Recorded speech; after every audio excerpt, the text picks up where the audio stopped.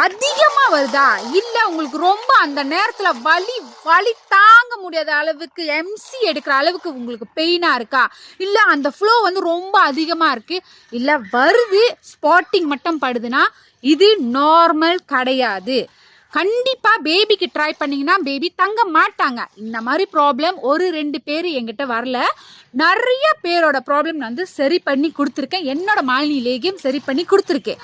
சாப்பிட்டு குழந்தையும் தங்கியிருக்காங்க. இப்போ கல்யாணம் பண்ணாத பிள்ளைங்க பார்ப்போம், ரொம்ப வந்து ஹார்மோன் இம்பேலன்ஸ், ரொம்ப ஒபசிட்டியாக ரொம்ப குண்டாயிட்டே இருப்பாங்க, ரொம்ப முடி ரொம்ப கொட்டும், நிறைய ஷாம்பு அது இதுன்னு பாய்ப்பாங்க.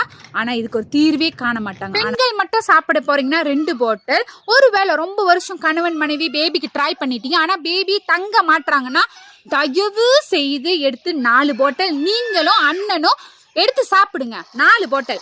ஒரு ஆள் மட்டும் சாப்பிட போறீங்கன்னா அது கணவனா இருக்கட்டும் மனைவியா இருக்கட்டும் 2 பாட்டில்.